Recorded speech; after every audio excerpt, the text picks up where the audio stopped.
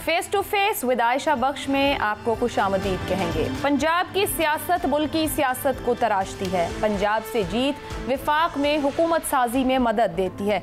तो क्या पंजाब में NA 133 के इंतखाबात के नताइज ये बता रहे हैं कि रवायती सियासत का आगाज हो गया है? क्या आसिफ अली जरदारी का नवाज शरीफ मुखालिफ बयान नून लीग के लिए परेशान कुन है? क्या पीपल्स पार्टी की जानिब से दावा करना कि आने वाले वक्त में वजीर आला पंजाब पीपल्स पार्टी से होगा, क्या मुस्लिम लीग नून समझ रही है कि हालात अभी भी उनके लिए बेहतर नहीं? क्या मुस्लिम लीग नून पाकिस्तान पीपल्स पार्टी के साथ पार्लियामान की हद तक चल पाएगी? PDM को क्या नून लीग सिर्फ अपने ज़ाती मफाद के लिए इस्तेमाल कर रही है या फिर इस्तीफे अब भी PDM के लिए कोई ऑप्शन है? इसके साथ साथ ऑडियो लीक्स के ऐलानात नून लीग के रहनुमाओं की जानिब से क्या सिर्फ दबाव डालने की एक काविश है? नून लीग को सिर्फ अपने मामलात पर ही रिलीफ चाहिए।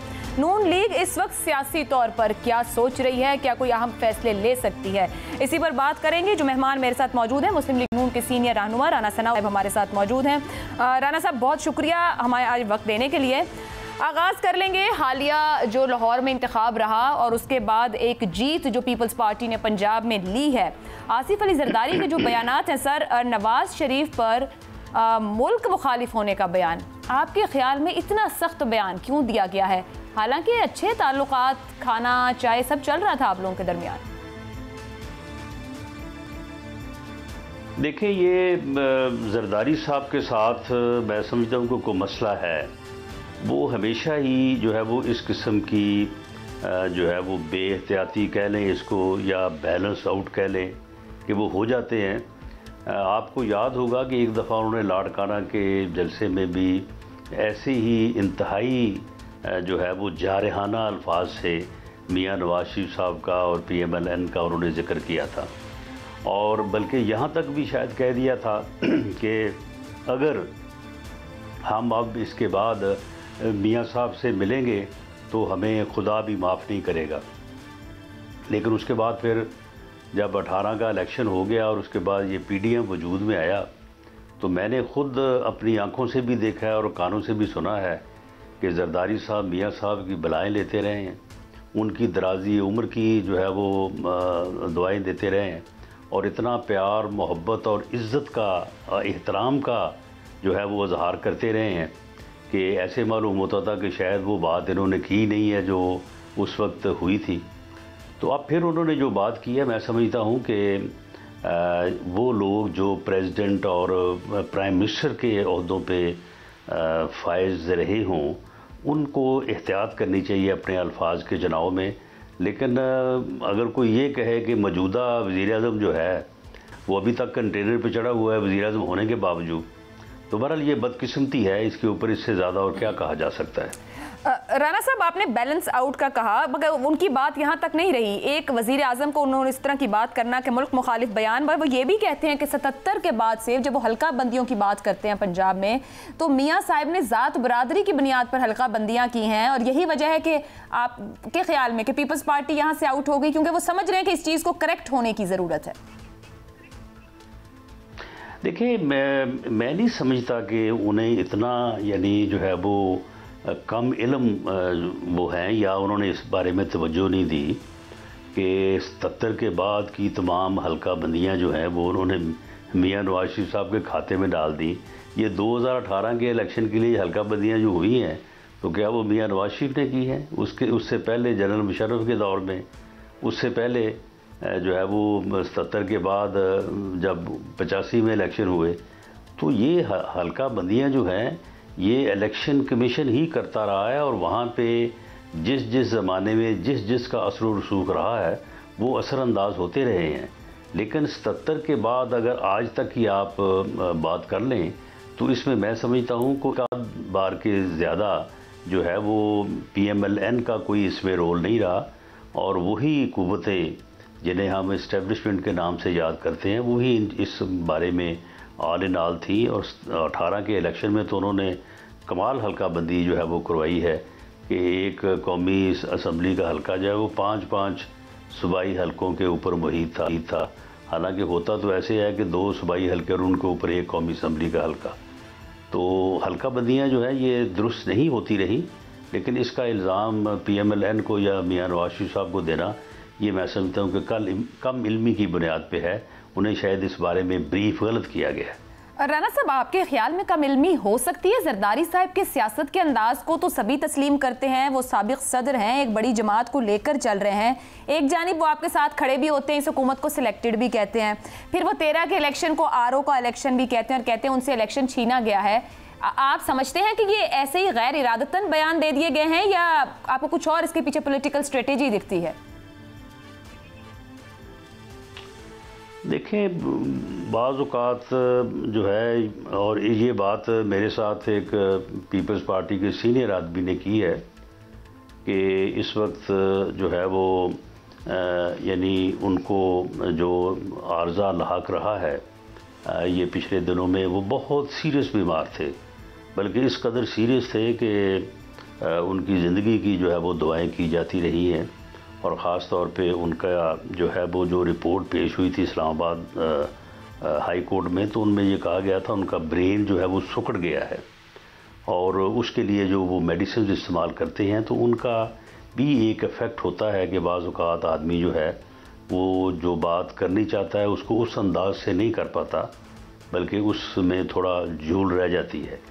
तो इसलिए मैं समझता हूँ कि या तो फिर जब वो PDM में तकारीर करते थे मियां नवाज शरीफ साहब की मौजूदगी में, उस वक्त फिर उनके ऊपर कोई ऐसा वैसा असर था, तो या फिर अब जब उन्होंने ये बात की है तो इस सूरत में, लेकिन दोनों सूरतों में मैं नहीं समझता कि उन्होंने कोई पूरी तरह से बैलेंस में और सोच समझ के बात की है। राना साहब, चलें ये तकारीर को एक तरफ रखते हुए, नून लीग और पीपल्स पार्टी, अगर हम हालिया दिनों में और फिर PDM का वक्त भी देखें और फिर थोड़ी सी जो अलहदगी और दूरी हुई PDM वाले मामले को लेकर, अब राइट नाउ पंजाब के अंदर इस एक इलेक्शन के बाद पीपल्स पार्टी की जानिब से काफ़ी बड़े बड़े बयान आ रहे हैं। बिलावल भुट्टो ने भी दिए, वो भी फिर लाहौर में मौजूद हैं, अप्रिशिएट कर रहे हैं कारकुनों को। पीपल्स पार्टी और नून लीग के ताल्लुकात मुस्तकबिल में भी कभी खुशी कभी गम यहाँ तक हैं, या कोई पुरानी जो एक सियासत रही 90 की दहाई में, आप लोग उन्हीं हदों तक भी वापस जाएंगे? मुस्तकबिल आप कैसे रीड कर रहे हैं पंजाब के अंदर? देखें, सियासी जमातें जो मुतहारफ हों, मुखालफ हों, जिन्होंने एक दूसरे के ख़िलाफ़ इलेक्शन में हिस्सा लेना हो, तो वो एक दूसरे की तारीफ़ तो नहीं कर सकती। उन्होंने एक दूसरे के नकाइस को ही उभारना होता है और अपने आप को बेहतर साबित करना होता है। तो इसलिए मैं इस किस्म की तकारीर को कोई ऐसा नहीं समझता कि ये एक कोई ऐसा अमल है जिसकी जमहूरियत में गुंजाइश नहीं है, बल्कि जमहूरियत में इस बात की गुंजाइश है कि आप तनकीद करें, लेकिन उसमें यह है कि आप ज़ातियात को जो है वो बीच में ना लाएं, किसी की हुब्बुल वतनी को जो है वो अटैक ना करें, और इसी तरह से किसी के ईमान को या किसी के दीन को, मज़हब को भी अटैक करना जो है वो इंतहाई जो है वो डैमेजिंग होता है या नामुनासिब होता है। तो इसके अलावा उन्हें बिल्कुल हमारे ऊपर तनकीद करनी चाहिए, और मैं तो ये कहता हूँ कि अल्लाह करे कि पीपल्स पार्टी जो है वो सरवाइव करे पंजाब में और अपना वोट बैंक जो है उसको वापस खींचे। ये अगर 25% भी अपना वोट जो है वो वापस खींच लेंगे तो PMLN को अल्लाह के फजल से पूरे पंजाब में स्वीप करने से कोई नहीं रोक सकता। ये आप बड़ी इंटरेस्टिंग बात कर रहे हैं, क्योंकि जरदारी साहब, ये मैं फिर वापस पंजाब की सियासत में, वो कह रहे हैं हम भरपूर तौर बल्दियाती इंतखाब यहाँ से लड़ेंगे, हल्का बंदियाँ तब्दील करेंगे, अगला वजीर आला पीपल्स पार्टी का देखते हैं, वो इतने फोकस्ड हैं। तो आपको क्या लगता है, अगर पीपल्स पार्टी वोट निकालेगी, तो आप कह रहे हैं आप क्लीन स्वीप करेंगे, तो फिर वोट उनको किस तरह मिलेगा, किसका मिलेगा? देखें, इस वक्त 2018 के इलेक्शन में पीपल्स पार्टी का 85% वोट जो है वो PTI को गया है, और अगर पीपल्स पार्टी जो है उस 85% वोट में से 30-35% भी वापस ले लेती है तो मुस्लिम लीग नून के लिए जो है वो इलेक्शन बहुत आसान होगा। मैं ये आपको कह दूं कि किसी भी हलके में जिसमें 1 to 1 मुकाबला ना हो, ट्रायंगल फाइट हो, तो वहाँ पे तो मुस्लिम लीग नून, आप पूरा पंजाब उठा के देख लें, हलकों को डिस्कस कर लें, तो PMLN जो है बहुत आगे है। तो राना साहब, आप ये कह रहे हैं कि आपको पीपल्स पार्टी के पंजाब में रूट्स पकड़ने से नून लीग को कोई परेशानी नहीं है? मतलब चाहे पीपल्स पार्टी कोई बयान दे, कोई सियासी एक्टिविटी, यू आर हैप्पी? नहीं, हमें सिर्फ परेशानी नहीं है, बल्कि हमें उसका फ़ायदा है। पॉलिटिकली हम गेन करेंगे, ये पीटीआई को जो है वो नुकसान पहुंचेगा, क्योंकि पीटीआई का देखिए मुस्लिम लीग नून का वोट जो है वो उसके साथ है।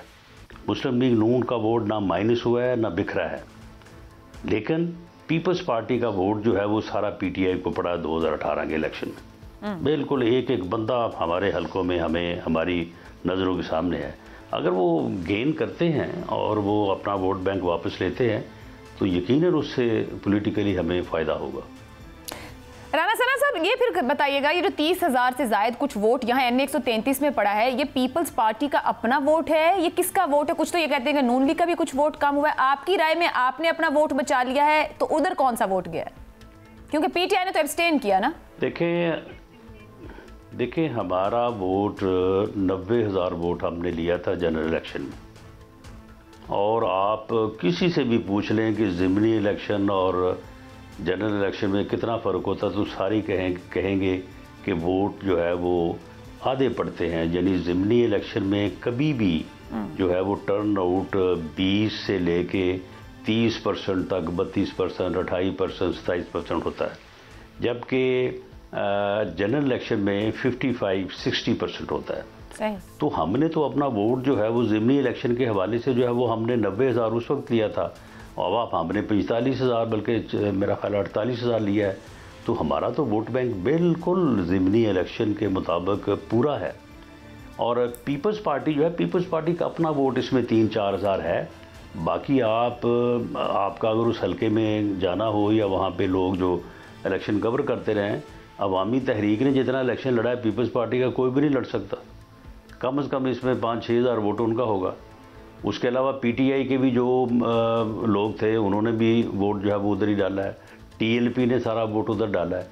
यानी तमाम जमातें जो पीएमएलएन के अगेंस्ट वोट कर सकती थी, उन्होंने सब मिल मिला के जो है वो 30,000 को पहुंची हैं, जबकि हमारा कैंडिडेट जो है वो तकरीबन कोई 17-18 हज़ार की लीड से जीता है। राना सना साहब, आपकी गुफ्तगू से लग रहा है मुस्लिम लीग नून अपनी सियासत से और तर्ज सियासत दोनों से बहुत मुतमईन है। पीडीएम के क़याम का एक बुनियादी नुक्ता था, 1 साल 3 माह हो गए पीडीएम को बने।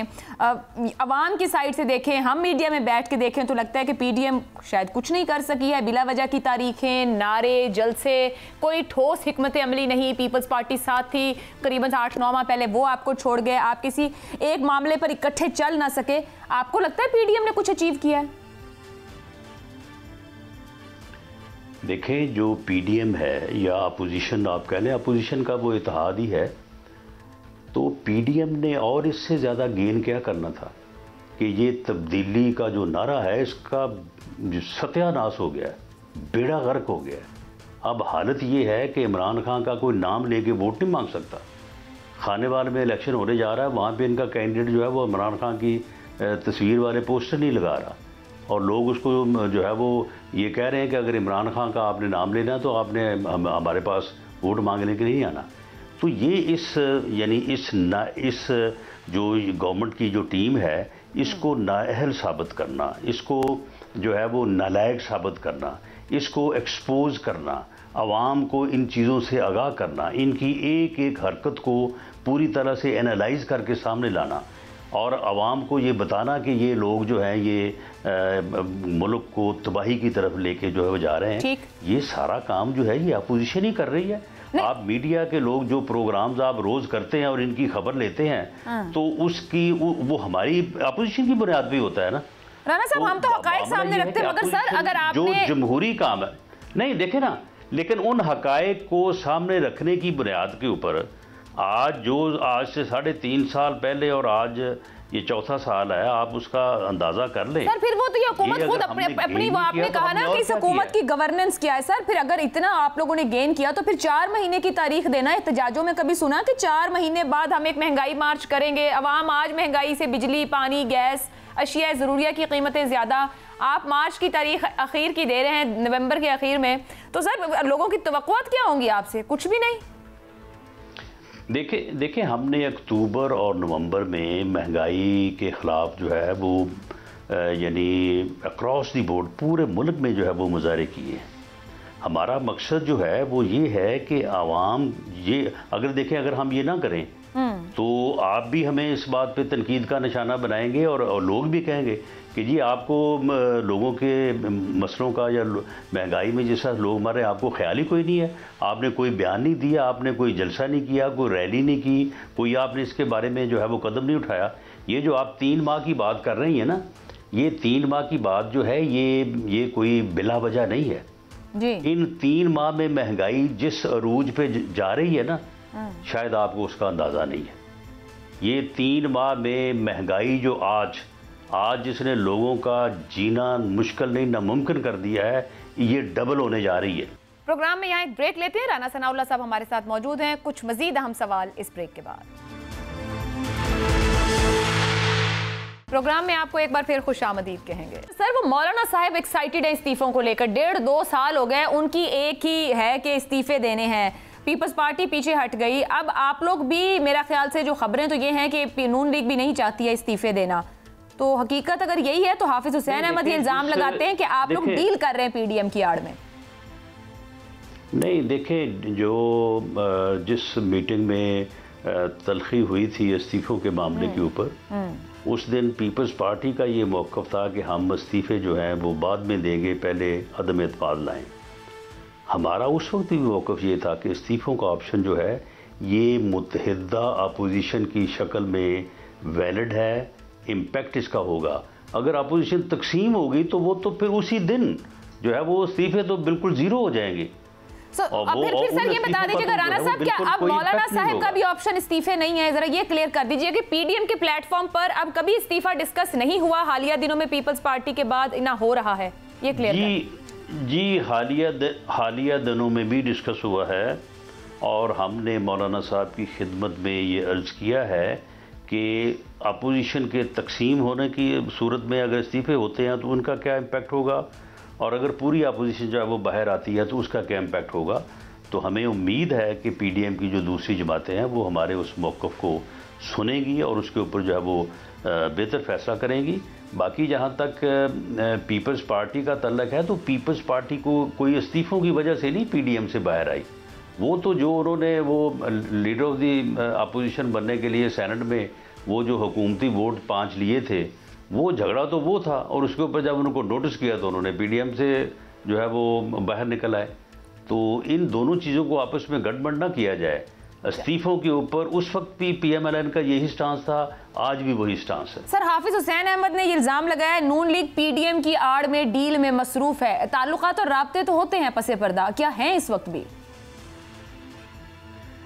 नहीं, देखें, अगर आप इन चीज़ों को तल्लुकात कहते हैं, मिसाल के तौर पे जब सिक्योरिटी मीटिंग हुई थी तो अपनी जमात की तरफ से मैं भी वहाँ पे मौजूद था, हमारे 6-7 सीनियर लोग थे, मियाँ शहबाशी साहब खुद थे। तो वहाँ पे जब ब्रीफिंग हुई है तो वहाँ पे इस्टेब्लिशमेंट के जो लोग थे वो on A cup of T वहाँ पे उनके साथ बातचीत होती रही है। नहीं सर, मैंने उसकी बात नहीं की। ये जो इंडिविजुअल इनफरादी मुलाकातें होती हैं या रात के अंधेरे में सफ़र होता है रावलपिंडी की जानिब या लाहौर में कुछ जगहों पर मुलाकातें होती हैं, क्या वो जारी हैं इस वक्त भी पसे पर्दा? जी, कोई नहीं, ऐसे सफ़र के ऊपर पाबंदी लग चुकी है। अगर पीएमएलएन के किसी बंदे ने ऐसा सफ़र किया है तो आप हमें बताएं। सर, मैं तो अगर वो पंजाब से है तो उसको मैं नोटिस करूँगा, और अगर मरकज़ से हुआ तो जो है वो प्रेसिडेंट पीएमएलएन उसको नोटिस करेंगे। पाबंदी लगी हुई है, ऐसी खुफिया मुलाकातों पे पाबंदी है। बाकी दिन की रोशनी में अगर कोई मिलता है तो वो कोई एस्टेब्लिशमेंट के लोग जो है वो कोई गैर मुल्की तो नहीं है। नहीं सर, बिल्कुल मुलाकातें होनी चाहिए, क्लैरिटी ऑफ थॉट जरूरी है। और हमारे भाई हैं, हमारे बहुत सारे अजीज हैं जो आपके हमारे जो है वहाँ पे हैं, तो इसमें कोई ऐसी बात तो नहीं है। अच्छा सर, तलाल चौधरी साहब ने दावा किया है, और जहाँ तक मुझे याद पड़ता है कुछ अर्सा पहले आपने भी इस किस्म की कोई बात की थी, 2 दर्जन से जायद पीटीआई पार्लियामेंटेरियंस नून लीग की टिकट मांग रहे हैं और बदले में वो ईवीएम पर होने वाली कानून साजी भी रिवर्स करवाने को तैयार हैं। तो सर, फिर आप लोगों को भी कानून ये पसंद नहीं आया तो फिर रिवर्स करवा लें मिलकर। 23 लोग हमारे साथ राब्ते में हैं, और वो 23 लोग जो है वो ईवीएम लेजिस्लेशन जो उन्होंने ज्वाइंट सेशन बुलाया था वहाँ पे आने को तैयार नहीं थे, और इसके अलावा इनके इत्तेहादी भी जो है वो भी नहीं आना चाहते थे। इसीलिए इनको जब इन्होंने अजलास बुलाया, नोटिफाई हो गया, रात का खाना जब हुआ तो वहाँ पे इनके तकरीबन जो है वो कोई 35 के करीब बंदे शॉर्ट थे। इन्होंने अजलास मुलतवी किया। उसके बाद एक हफ्ते में फिर वज़ीर-ए-आज़म साहब ने किसी के पाँव पकड़े और उसके बाद उनको कहा कि जी हमारे बंदे पूरे कर दें। तो फिर वो जिस तरह से पूरे हुए हैं तो बस उसी तरह से ये हुकूमत चल रही है, वरना ये हुकूमत आप समझे ख़त्म हो चुकी है। इसकी कोई गवर्नेंस नहीं है, इसकी कोई रिट नहीं है, किसी जगह पे गवर्नमेंट जो है वो नज़र नहीं आती। इकॉनमी जो है उसको इसने वैसे ही तबाह कर दिया है और इस हद तक तबाह कर दिया है कि शायद कोई आके इसको बेहतर भी ना कर सके। तो ये तो मुल्क की तबाही है। ये हुकूमत जितनी देर और ज़्यादा रहेगी, ये अगर और 6-8 महीने रहती है तो इस मुल्क के पल्ले कोई चीज़ बाकी रह नहीं जाएगी। सर ये देखें 23 बंदे आपके साथ हैं, फिर भी बाकायदा और बाज़ाब्ता तौर पर तो आप लोग उतने मौसर नहीं है इस हुकूमत को घर भेजने के लिए। तो इसका मतलब है कि अपोजिशन का पलड़ा भारी नहीं है, भारी हुकूमत का ही पलड़ा है, चाहे बंदे कम हो। नहीं, हुकूमत तो है ही नहीं, पलड़ा उन्हीं का भारी है जिनका पलड़ा भारी है। हुकूमत का कोई पलड़ा भारी नहीं है। हुकूमत अगर ये जॉइंट सेशन में इनको मदद ना मिलती, इनको जो है वो कुमक इनके लिए ना आती, तो ये तो उस दिन शाम को इनको रिज़ाइन करना था। यानी उस दिन जॉइंट सेशन में अगर ये अक्सरियत खो बैठते तो फिर उसका अल्टीमेट रिज़ल्ट तो रिज़ाइन ही था ना, कि असम्बलियाँ तोड़ी जाती, डिज़ोल्व की जाती और इलेक्शन जो है वो आवाम से रजू किया जाता, यही था ना। तो हम तो ये जो अपना ताकत है, ये 2 हफ्ते पहले हम इसको अचीव कर चुके हैं। लेकिन अब अगर इनकी अदरवाइज जो है वो मदद की जा रही है तो ठीक है, फिर ये चले इसको मुख्तसर करते हुए मुल्क की तो तबाही जो है वो कमजोरी और नाकामी का सबब भी यही वजन है जो आपके पलड़े में नहीं है। नहीं, हमारी ये कमज़ोरी नहीं है। हम किसी गैर सियासी, गैर आइनी, गैर कानूनी जो इंटरवेंशन है उसके मुकाबले में हम अपने आप को कमज़ोर नहीं कहते, बल्कि हम ये समझते हैं कि ये गैर आइनी है, ये गैर कानूनी है, ये नहीं होना चाहिए। इसके ऊपर पीडीएम नहीं, सारे मुल्क को, पूरी कौम को, हर अदारे को, हर फर्द को आवाज़ उठानी चाहिए। इसी में रियासत का भला है। अगर हम ये आवाज़ नहीं उठाएंगे तो ये रियासत जो है ये फेल हो जाएगी। सर ये और फेल्ड रियासतें जो हैं उनका फिर जो हशर होता है वो आपके सामने है। सर जी, जो आपने 23 पार्लियामेंटेरियंस की बात की, ये सब MNAs हैं जो कि चाह रहे थे इस कानून साजी के साथ नहीं जाना, या इसमें सेनेटर्स भी शामिल हैं? कितने सेनेटर्स हैं? जी MNAs हैं, 3 तो मेरे जिले से ही हैं। अच्छा, सारे 23 के 23 MNAs हैं। बात यह है कि वो देखें, इनके MNAs बरमला कहते हैं कि जी अगला इलेक्शन हमने PTI के टिकट पे नहीं लड़ना, अगर आप हमें नहीं देंगे टिकट तो हम आज़ाद लड़ेंगे, लेकिन PTI के टिकट पे नहीं लड़ना, लोग हमें जूते मारेंगे।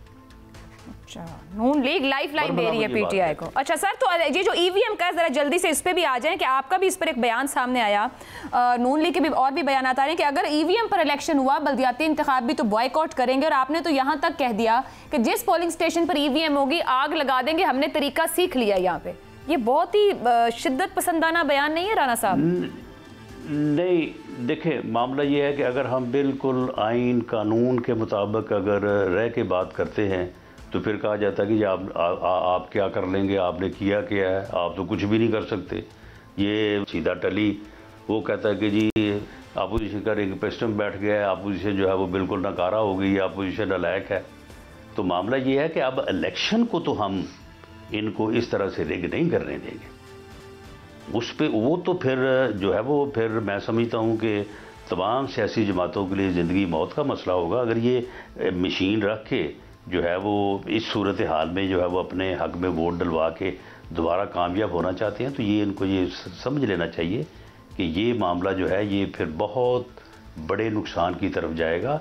इलेक्शन रूल्स जो है वो विद कंसेंसस बनने चाहिए।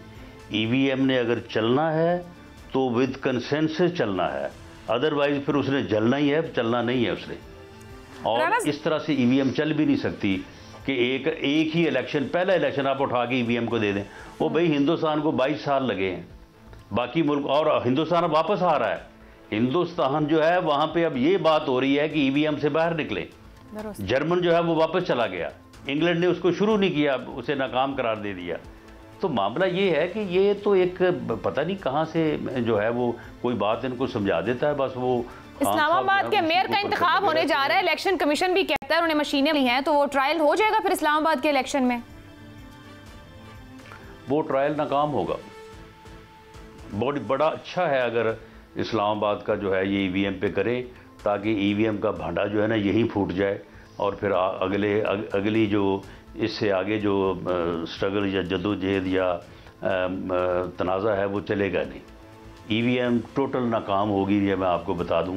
ये किसी जगह पे उसका पायलट प्रोजेक्ट करके देख लें। हम तो ये कहते हैं कि आपने अगर अपने करना है आप पायलट प्रोजेक्ट करें, उसके बाद फिर देखेंगे क्या रिजल्ट है। ये कहते हैं हमने पूरा इलेक्शन उठा के ईवीएम के हवाले कर देना, ये नहीं हो सकता। ऐसा अगर होगा तो उसके फिर नताइज जो है वो जिस तरह से मैंने अर्ज़ किया है, ये कोई हमारी कोई धमकी या कोई अना की बात नहीं है, ये हमारी बका का मसला है। इसमें सर तो क्या कर लेंगे आप फिर? अगर एक कानून बन गया है, इदारे उसको इम्प्लीमेंट करने जा रहे हैं, तो आपको आगे सरेंडर करना होगा उस बात के, कानून के आगे, इदारों के आगे। जी नहीं, हम उसको ताकत से रोकेंगे, हम सरेंडर नहीं करेंगे। राना सनाउल्लाह साहब, कुछ ये ऑडियोज को लेकर और आपकी जमात से भी कुछ लोगों ने बयानात दिए, सफदर साहब का भी एक बयान आया, ये कहा जाता है या फिर तनकीदगार भी ये कहते हैं बाज़ औक़ात कि आप प्रेशर के लिए यूज़ कर रहे हैं। अगर कोई ऐसी ऑडियोज़ हैं जिनके बायस कोई पॉलिटिकल इंजीनियरिंग हुई तो आपको कोर्ट्स के अंदर लानी चाहिए और फिर प्रॉपर केस लड़ना चाहिए। वक्तन फ़वक्तन इस तरह की लीक्स का सामने आना, क्या नून लीग सिर्फ दबाव और रिलीफ के लिए यूज़ कर रही है या वाकई कोई फ़ायदा हो रहा है आप लोगों को, मतलब कानून के मामले में? नहीं, आप मुझे ये बताएं, नहीं सुन लें, अगर किसी के साथ जुल्म हुआ है, उसके खिलाफ झूठा केस बनाया गया है और कोई ऐसी खबर या वीडियो या ऑडियो जो है उसे मिलती है जिससे उसकी बेगुनाही साबित होती है, तो क्या वो उसको उठाएगा नहीं? उसको वो सामने लाने की कोशिश नहीं करेगा ताकि उसका जो परसेप्शन है या उसकी जो बेगुनाही है वो जो है वो लोगों तक पहुँचे? आप मुझे ये बताएं कि ये बाबा रहमते ने जो किया है, 1 साल का पूरा आप उसका पीरियड उठा के देख लें, किसी को शक है कि बाबा रहमते जो है वो इस्टेब्लिशमेंट के हत्थे चढ़ के PMLN के ख़िलाफ़ जो है वो कंपेन करता रहा है? ये वो जो डैम फंड वाली कंपेन है सारी उसने PTI के साथ मिलके की है। हर इतवार को आके यहाँ पे वो कचहरी लगाता था, सारा दिन बैठ के PMLN को गालियाँ देता था, हमारे बंदों को बुला बुला के जलील करता था, हमारे बंदों के ख़िलाफ़ मुकदमे दर्ज करवाता था, लोगों को कहता था दरख्वास्तें लेके आओ PMLN की लीडरशिप के ख़िलाफ़। तो अब अगर उसकी आइडियो सामने आई है तो हम क्यों ना उसकी निशानदेही करें? हमारा उससे सबसे पहला पैरामाउंट हमारी कंसिडरेशन या हमारी रिक्वायरमेंट ये है कि हमारा बेकसूर होना, अवाम की नज़रों में हम बेकसूर ठहराए जाएं, अवाम समझें कि हमारे साथ ज़्यादती हुई है। बाकी ये कोर्टों के फैसले और ये सज़ाओं के ख़ात्मे जो है ये बात की बात है। और मैं आपको ये दावे से कहता हूँ कि ये जो अरशद मलिक की जो वीडियो जो है वो चली है, उसके बाद ये बाबे रहमते का जो चला है, खुदा की कसम हमारा वोटर, हमारा सपोर्टर जो है 100% नहीं 101% जो है वो ये समझता है कि हमारे खिलाफ गलत मुकदमे बनाए गए, मियाँ नवाज शरीफ को गलत सज़ा दी गई, मरियम नवाज़ को, शहबाज शरीफ को गलत जेल में रखा गया। तो यही हमारा तो बुनियादी मकसद ये है। चलिए राना साहब बिल्कुल आखिर में, क्या कोई और ऑडियो वीडियो है होने की जो मुस्लिम हमें लीग कोई नून इतनी जो सामने ला है वो सकती जल्दी है? नहीं पड़ी तो ना हमारी कोई रिक्वायरमेंट, मतलब आपको जल्दी है ही नहीं। नून लीग कोई और ऑडियो वीडियो सामने ला सकती है? बयानात बहुत आपकी जमात की जानिब से दिए गए, कोई आप लोगों के पास ऐसे ऑडियोज वीडियोज हैं जो हम सुन लेना? देखें मेरी बात सुन, अगर हमारे तक कोई पहुंचेगी जरूर लाएंगे।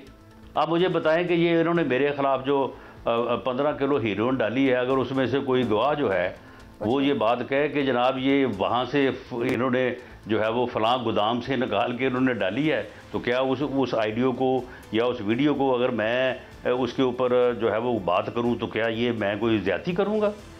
मामला ये है कि ज्यादती तो वो है जो इन लोगों ने की है।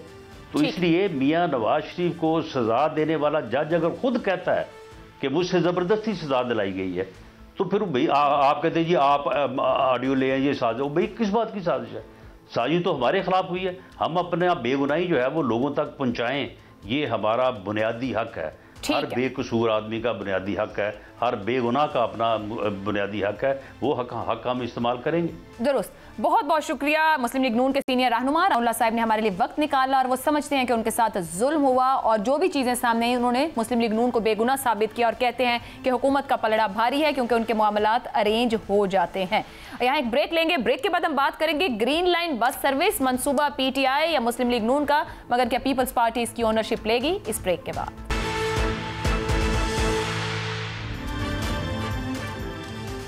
प्रोग्राम के आखिरी हिस्से में आपको खुशामदीद कहेंगे। वज़ीर-ए-आज़म इमरान खान ने आज कराची में ग्रीन लाइन बस सर्विस का इफ्तिताह कर दिया है। 2 हफ्ते ट्रायल पर चलने के बाद 25 दिसंबर से अवाम भी इस जदीद बस सर्विस के जरिए सफ़र कर सकेंगे।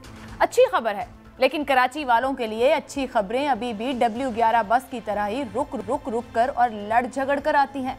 बाकायदा इफ्तिताह से एक दिन पहले नून लीग के रहनुमा और कारकुन इस मंसूबे का अलामती इफ्तिताह करने और क्रेडिट लेने नाजिमाबाद पहुंच गए। धक्कम पेल में अवाम को याद करवाया कि ये मंसूबा नवाज शरीफ के दौर में शुरू हुआ था। इसके बाद वजीर मंसूबाबंदी असद उमर और गवर्नर सिंध इमरान इस्माइल ने बस का सफर किया और मंसूबे का जायजा लेकर बताया कि इस पर 90% काम उनके दौर में हुआ है और ये PTI हुकूमत का कारनामा है। दूसरी तरफ सिंध हुकूमत इस मामले में मेहमान अदाकार होने के बावजूद हीरो बनने की कोशिश कर रही है। ऐसे में अवाम का सवाल है कि आखिर एक बस के बदले उनको इतना बेबस क्यों किया है? इसी मामले पर बात करेंगे। हमारे साथ प्रोग्राम में पाकिस्तान तहरीक इंसाफ के रहनुमा हलीम आदिल शेख साहब मौजूद हैं। पाकिस्तान पीपल्स पार्टी से वजीर ट्रांसपोर्ट अवैस कादर साहब ने कमिटमेंट की थी ज्वाइन करेंगे, मगर जब हमने उनको अब ट्राई किया है बार बार तो उनका फ़ोन बंद है, वो गायब हैं फिलहाल। और हमारे साथ deputy bureau chief Karachi Shah Waliullah साहब मौजूद हैं। उनसे जानने की कोशिश करेंगे कि कितना बड़ा मनसूबा है, कराची वालों के लिए कितनी सहूलत दे सकेगा। जो क्रेडिट लेने की छीनाछानी है तो आवाम को भी कुछ मुयस्सर होगा या क्रेडिट सिर्फ सियासी जमातों को चाहिए? हलीम आदिल शेख साहब, आपकी तरफ आऊंगी पहले। मंसूबा किसका है, नून लीग या PTI का? वैसे पीपल्स पार्टी जिसकी हुकूमत है वो क्रेडिट नून लीग को दे रही है कि उन्होंने 85% इसे मुकम्मल किया। देखिए, मैं समझता हूँ कि ये मंसूबे किसी शख्स के नहीं होते, किसी पार्टी के नहीं होते। ये टैक्स पेयर के पैसों से मंसूबे बनाती हैं और इसका अख्तियार सिटिंग गवर्नमेंट को होता है। उस वक्त PMLN थी, उन्होंने इसका इफ्तिताह किया, ग्राउंड ब्रेकिंग की।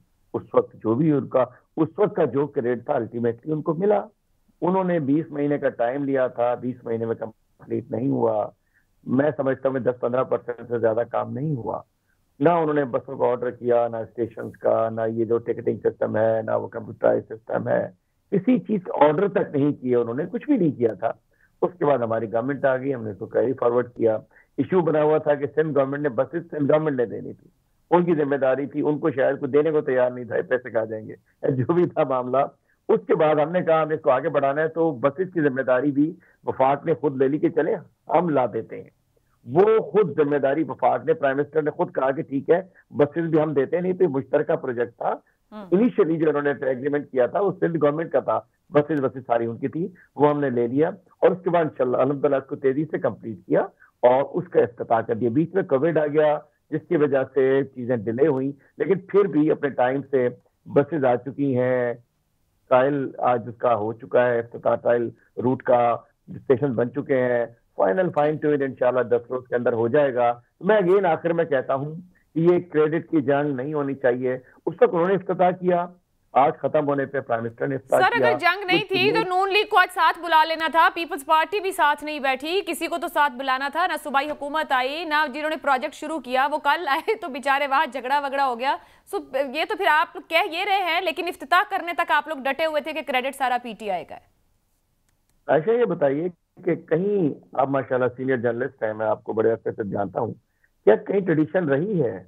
ये होता है गवर्नमेंट चेंज होती है, प्रोजेक्ट चलते रहते हैं और उसके बाद एक अक्सर यही होता है कि गवर्नमेंट इफ्तार करती है, वो संगे बुनियाद रखती है, दूसरी इफ्तार करती है। चूंकि प्रोजेक्ट 5 साल के अंदर हो, गवर्नमेंट आती है साल 2 साल बाद करती है, 3 साल का प्रोजेक्ट 4-5 साल, कभी ये नहीं हुआ। आज तक हर जगह गवर्नमेंट तब्दील होती रही। क्या 2013 में जो जरदारी साहब की गवर्नमेंट करके गई थी, इन्होंने कभी उनको बुलाई, ये ट्रेडिशन रही नहीं है। सर क्रेडिट जरूर दिया हलीम आदिल शेख साहब, कतई कलामी की माजरत। मुल्तान एयरपोर्ट का इफ्तिताह जब नवाज शरीफ साहब ने अपने दौरे हुकूमत में किया तो वजीर आजम, जो साबका वजीर आजम गिलानी साहब थे, जिन्होंने उस प्रोजेक्ट की को इफ्तिताह किया था, यानी कि रसंगे बुनियाद रखा था, उन्होंने उनको अप्रिशिएट किया कि ये उनका शुरू किया मंसूबा था जिसे आज हमारी हुकूमत मुकम्मल करी। तो क्या आज वजीर आजम साहब ने वजीर आजम नवाज शरीफ को क्रेडिट दिया कि ये उनका मंसूबा था जिसे आज हम मुकम्मल कर रहे हैं? जी मैं तो चलिए आपके जरिए जीएनएन के जरिए पैगाम भेजता हूँ, नवाज शरीफ साहब तशरीफ तो ले आए, हम तो दोबारा हम सब साथ जाएंगे बारात लेकर, उनकी ढोल धमक्के के साथ जाके इफ्तार कराते। आप इसी बहाने आ जाए, हम उनसे फीसद आप खुद तो आ जाए ना। नवाज शरीफ केले टमाटर भिजवा दिए आपने, ऐसा नहीं होता। ये कल मैं वाकई बताऊं, ये ओछी हरकत थी, चोरी हरकत थी, घटिया प्रमोशन लेने की, मीडिया हाइप क्रिएट करने की कोशिश की। ऐसा नहीं होता है और अल्टीमेटली लोग क्या भी कुछ नहीं। रियलिटी है तो वो ये है कि बहुत कम एक अनाउंस करके चले गए और उसको आज कंप्लीट किया। लेकिन मैं देखिए, मैं बीच की बात कर रहा था, लेकिन एक बात है, कल इन्होंने बड़ी घटिया सा काम किया है, नहीं करना चाहिए। हम अल्टीमेटली प्रोजेक्ट स्टार्ट कर रहे हैं, ये गवर्नमेंट करती है, आगे तो अल्लाह को बताते हैं किसकी गवर्नमेंट है, इंशाल्लाह हमारी है। अगर जिसकी भी ये गलत एक ट्रेंड इन्होंने लगाया है, एक ओछी हरकत, एक सस्ती शोहरत, एक वो कराची की जबान में कहते हैं कि छोरी हरकत इन्होंने की है और कोई भी अप्रिशिएट नहीं कर रहा है। चलो मैं आपकी तरफ, सर हलीम साहब मुझे मौका दीजिएगा, मैं जरा एक ओपिनियन अपने, हमारे डिप्टी ब्यूरो चीफ जीएनएन के मौजूद है हमारे साथ, उनसे जान लेते हैं कि जमीनी हकीकत क्या है। जाहिर तक आवाम का भी परसेप्शन है, लोग किस तरह देख रहे हैं इस पूरे को। शाह वलीउल्लाह साहब, एक मंसूबा है, दो दावेदार रहे, एक कल सॉफ्ट उसकी इनॉग्रेशन को चले गए, आज विफाक की तरफ से उसका इफ्तिताह किया गया है। काफी अर्से से अब इस प्रोजेक्ट को कवर भी कर रहे हैं। खुद नून लीग कहती है 85% उन्होंने मुकम्मल किया, पीपल्स पार्टी कहती है ये मंसूबा ही नून लीग का है, और पीटीआई कहती है कि उन्होंने 80-85% मुकम्मल किया। दरअसल कितने फीसद किस दौर में मुकम्मल हुआ, और ये क्या अवाम को अब जो फैसिलिटेशन है किसी हद तक अवाम खुश है इससे? जी शुक्रिया। बिल्कुल, ये सियासी अदम इस्तेहकाम का शिकार ग्रीन लाइन मंसूबा है और इसका जो संगे बुनियाद था ये फरवरी 2016 में साबिक वज़ीर आज़म नवाज शरीफ साहब ने रखा था और इस मंसूबे को 2017 में मुकम्मल होना था। और इसी दौरान में बताना चाहूँगा इसकी इब्तिदाई लागत जो थी 16 अरब 85 करोड़ रखी गई थी और सिंध हुकूमत ने बाद में इसमें तजवीज़ दी थी कि इसके रोड जो है उसमें इजाफा किया जाए, क्योंकि पहले जो इसका रूट तय हुआ था वो सरजानी से गुरुमंदिर तक था। फिर वो ये तय हुआ कि इसका जो है गुरुमंदिर और नुमाइश से आगे टावर तक ले जाया जाए, तो मजीद 10 किलोमीटर जो है इस मंसूबे में इजाफा किया गया था, तो इसकी लागत 24 अरब तक पहुंच गई थी और अब इसकी लागत में मजीद करके इजाफा हो चुका है। और ये बताया चलूँ कि ये ग्रीन लाइन मंसूबे में नवाज शरीफ की दौर हुकूमत तकरीबन 70% काम जो है वो मुकम्मल किया गया था और 3.25 साल के दौरान तहरीक इंसाफ की हुकूमत ने काम कराया है।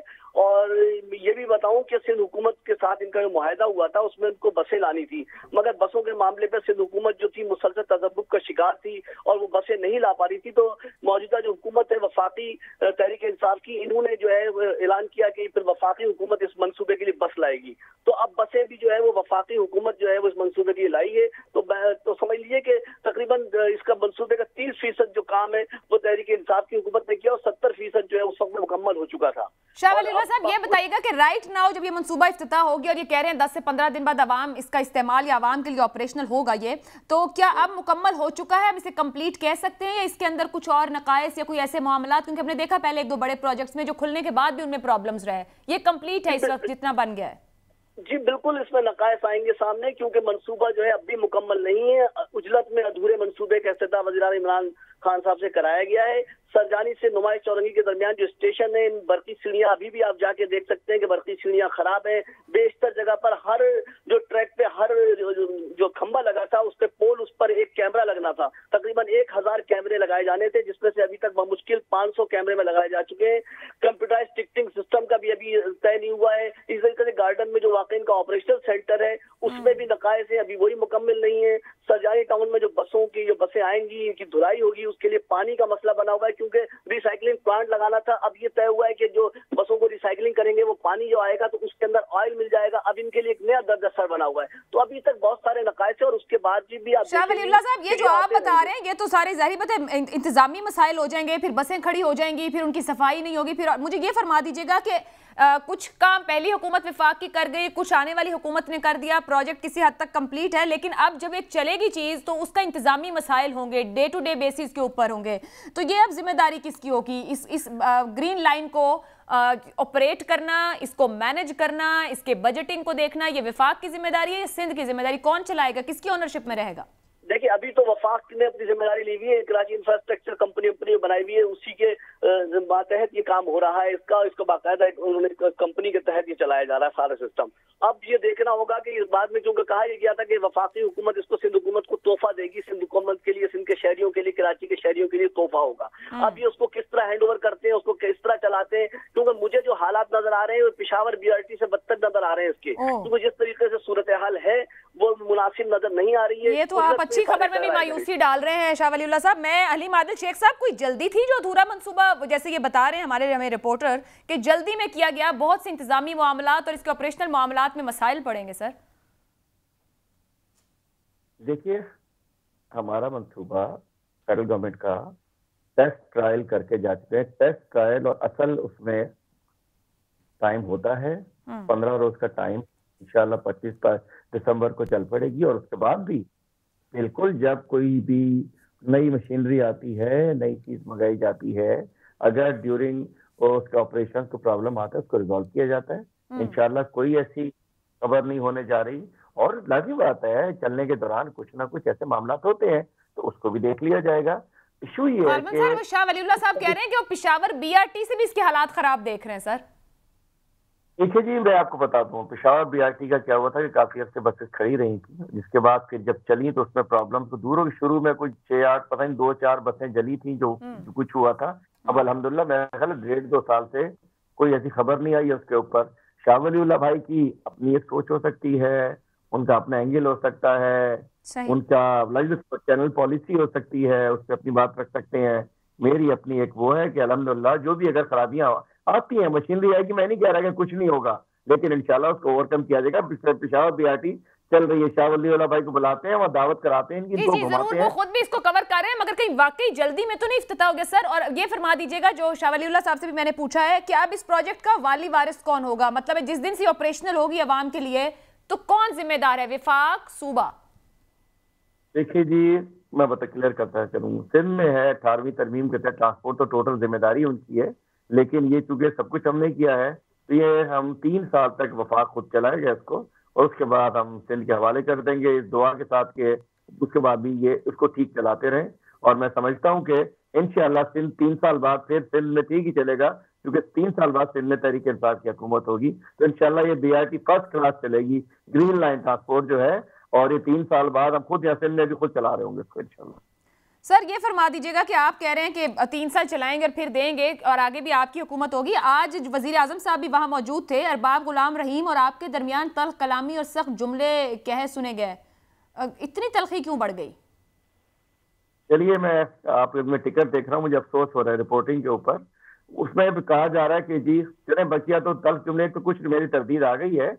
PTI की मीटिंग होती है, PTI एक अवामी पार्टी है, जमहूरी पार्टी है, यहाँ जब बैठते हैं तो गपशप होती है खुलखुला के और सुना जाता है एक दूसरे को। दूसरा भी कहा गया कि जी हलीम आदिल शेख को अलग बुला के आपके फिक्र चल रहा है अभी जो भी सुन रहे हैं, शाह वलीउल्लाह भाई डिप्टी ब्यूरो चीफ है, शाह वलीउल्लाह भाई, उसके बाद आपको पता है एंग्रो का एक फंक्शन था, तो मैं एंग्रो के फंक्शन में इन्वाइटेड था, बच्चिया लोग SIDCL में इन्वाइटेड थे, इसलिए मैं एंग्रो के फंक्शन में चला गया था। यहाँ बताया जा रहा है कि मुझे PM ने अलग बुला के बातचीत की, ऐसी कोई नहीं हुआ। हमारी मीटिंग हुई, मीटिंग आराम से बर्खास्त हुई, उसके बाद मैं और फिरदौस शमीम नकवी साहब लॉन में एंग्रो के फंक्शन में चले गए, बचिया शुरा जो थे वो SIDCL के फंक्शन में चले गए जो एंग्रो के बाद था, और उसके बाद मैं प्राइम मिनिस्टर जब निकले एंग्रो SIDCL के लिए तो मैं उन्हीं के उसके एंटरवाज के साथ हम उन्हीं के कॉन्वाय में जाकर अच्छा, आप ये कह रहे हैं कि वहां पर आपकी जमात और जो तमाम बड़े लोग मौजूद हैं उनके दरमियान कोई इख्तिलाफ नहीं, तो ये फरमा दीजिएगा ये तो प्रोजेक्ट चले नून लीग ने शुरू किया, आप लोगों ने मुकम्मल कर लिया, अब क्या कराची के लिए PTI का शुरू करदा कोई और मंसूबा है जो आप कंप्लीट करना चाहेंगे या कोई नई चीज वहां पे कराची वालों के लिए लाना चाहेंगे? देखिए 5 प्रोजेक्ट, एक तो मैं बताना चाहता हूँ कि 3 साल में 1000 अरब के डेवलपमेंट प्रोजेक्ट आए हैं सूबे सिंध में, पीपल्स पार्टी के 14 साल में 1600 अरब के प्रोजेक्ट आए हैं। तो इस दफा जो हमारा 35 अरब का जो प्रोजेक्ट है नालों पे सफाई का, उसकी रोडों का, उसमें सिवरेज सिस्टम का, जो गुज्जर औरंगी और महमूदाबाद नाला, तो गुज्जर नाला महमूदाबाद नाला तक कंप्लीशन की तारीफ है, और ये महमूदाबाद औरंगी पे आधा काम हो चुका है, ये एक कंप्लीट होने जा रहा है। उसके अलावा K4 जो कि 13 साल में 13 अरब जाया हो चुके हैं, और K4 इंशाल्लाह 2 महीने के अंदर उसकी दोबारा रीस्टार्ट होने जा रहा है। और उसके अलावा KCR, उसको भी लोग कहते थे, ग्रीन बसों को भी लोग कहते थे, नासिर शाह साहब की वीडियोस देख देख के कुछ नहीं आएगा। KCR इंशाल्लाह अल्लाह करेगा कि इंशाल्लाह वो भी 3-1 साल में KCR भी आपको यहाँ हमारा मंसूबा है जो कि कंप्लीट हो जाएगा। KCR के पीछे जो है वो फ्रेट टर्मिनल का है, उसके ऊपर भी वो चल रहा है। और सर K4 कितने अरसे में मुकम्मल हो जाएगा? इंशाल्लाह अगस्त या सितंबर 2023 में इंशाल्लाह मुकम्मल हो जाएगा। मैं आपको पूरी बात कर लूं कि KCR का ग्राउंड पे मोबिलाइज हो चुके हैं, FWO ने ग्राउंड पर मोबिलाइज होकर काम करना शुरू कर दिया है। KCR के ऊपर FWO पहुंच गई है और वो काम करना शुरू कर दिया। तो ये नाले आपके सामने मौजूद हैं। KCR के लिए FWO नीचे उतर चुकी है, K4 पे काम स्टार्ट हो रहा है, इसके पीछे फ्रेट टर्मिनल आ रहा है। 1000 अरब 650 अरब कराची, 440 अरब 620 अरब कराची और 440 अरब बकिया सिंध की 14 अजला के लिए बमाए मोटर वे। 1000 अरब का सिंध के अंदर 3 साल में प्रोजेक्ट दिया है। पीपल्स पार्टी ने 13 साल के अंदर सिर्फ 1600 अरब के प्रोजेक्ट दिए हैं, डेवलपमेंट किए। तो अल्हम्दुलिल्लाह we are doing a lot for Sindh. बहुत बहुत शुक्रिया हलीम आदिल शेख साहब। शाह वलीउल्लाह साहब हमारे साथ मौजूद। मगर जो PTI कह रही है कि 1000 अरब रुपए के प्रोजेक्ट्स कराची के लिए उन्होंने दिए हैं गुज़िश्ता 3 सालों में, पाकिस्तान पीपल्स पार्टी की जानिब से कोई यहाँ शामिल नहीं जो ये कह सके कि वाकई उनको 1000 अरब के प्रोजेक्ट्स मिले हैं। उनकी अपनी तनकीद अपनी जगह पर मौजूद है। आप अपना फीडबैक दे सकते हैं। मुझे इजाज़त दीजिए, अल्लाह हाफ़िज़।